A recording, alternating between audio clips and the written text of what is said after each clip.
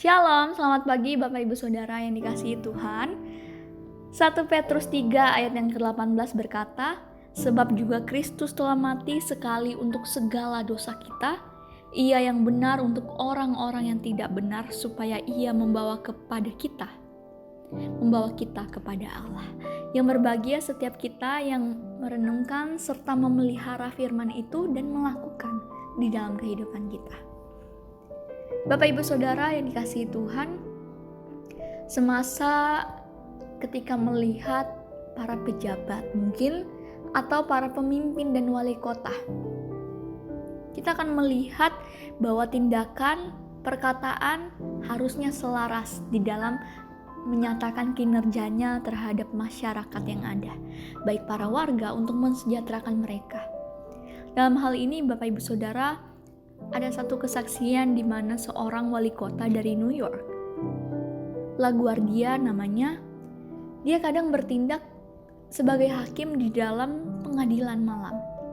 Dalam suatu kasus Bapak Ibu Saudara, dalam hal ini wali kota tersebut, yaitu seorang pria dinyatakan bersalah di dalam kasus yang diadili oleh LaGuardia ini.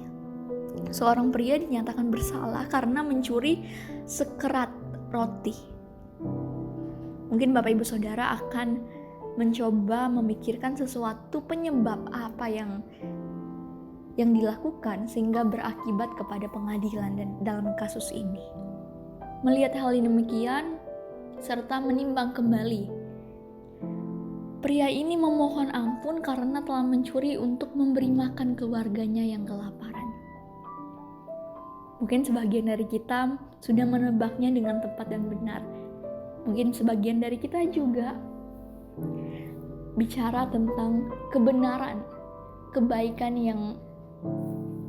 yang harusnya meneladankan akan suatu hal yang benar harusnya, bukan kepada pencurian untuk kebaikan.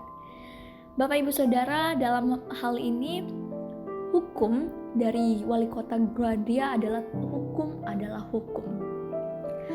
Dengan tegas LaGuardia menyatakan bahwa karena itu saya harus mendenda Anda $10. Ketika pria itu, Bapak Ibu Saudara, tentunya sedih karena roti saja saya harus dihukum, bahkan untuk rela berkorban bagi setiap keluarga saya. Ketika pria itu dengan sedih mengaku bahwa dia gak punya uang sama sekali, ya tentu aja, makanya dia mencuri Bapak Ibu Saudara. Ketika melihat sang hakim itu mengeluarkan $10 dari dompetnya dan membayarkan denda itu. Lalu Bapak Ibu Saudara, ia juga meminta agar setiap orang di dalam ruangan pengadilan itu menyumbang 50 sen untuk membantu pria itu. Ketika merefleksikan hal yang demikian, di dalam inti dari Injil, kita melihat akan salib Kristus Yesus. Di dalam pesannya terkandung sangat jelas Bapak Ibu Saudara bahwa anak kecil pun dapat memahaminya. Yesus mengambil alih tempat harusnya kita mati dan menggantikan kita di kayu salib. Namun Bapak Ibu Saudara yang dikasihi Tuhan, dalam kebenaran hal ini sungguh agung dan nyata benar bahwa orang paling bijak pun tidak dapat menangkap maknanya secara utuh. Dalam hal ini firman Tuhan berbicara, sebab juga Kristus telah mati sekali untuk segala dosa kita. Ia yang benar untuk orang-orang yang tidak benar, supaya membawa kita kepada Allah. Dalam hal ini firman Tuhan gak hanya berbicara sekali saja, tetapi firman Tuhan berbicara berulang-ulang. Ketika dinyatakan di dalam Roma 5 ayat yang ke-6, karena waktu kita masih lemah, Kristus telah mati untuk kita orang-orang yang durhaka. Merefleksikan hal yang sama dalam masa penderitaan Yesus, kerelaan Yesus mati, dia menjalankan misinya untuk menyelamatkan orang-orang yang bebal ini. Saya yakin dan percaya bahwa saat kita membacanya, Mungkin kita tidak akan sekali langsung memahami akan firman dan ayat ini. Tapi kita akan melihat bahwa kuasa dan anugerah Tuhan nyata di dalam kehidupan melalui belas kasih. Jika tadi Bapak Ibu Saudara berbicara tentang hakim tersebut, hukum adalah hukum, dia tetap menyatakan kebenaran yang seharusnya dilakukan. Dia tidak pilih kasih, tetapi dia beranugerah kepada sang terdakwa. Saat kita melihat belas kasihan Tuhan di dalam kehidupan kita terjadi dan kita mengalaminya mungkin saat ini, kita akan melihat gambaran belas kasih Allah yang benar-benar tidak bisa diukur oleh akal manusia. Banyak tuntutan, banyak hukum yang harus dipenuhi, tetapi Tuhan Yesus menggenapinya itu semua. Dan hakim itu sendiri yang telah membayar lunas dosa kita. Sudahkah Bapak Ibu Saudara, kita sadar akan hal yang demikian? Kita sebagai orang yang telah melanggar, dibebaskan. Bahkan dianugerahi karunia yang begitu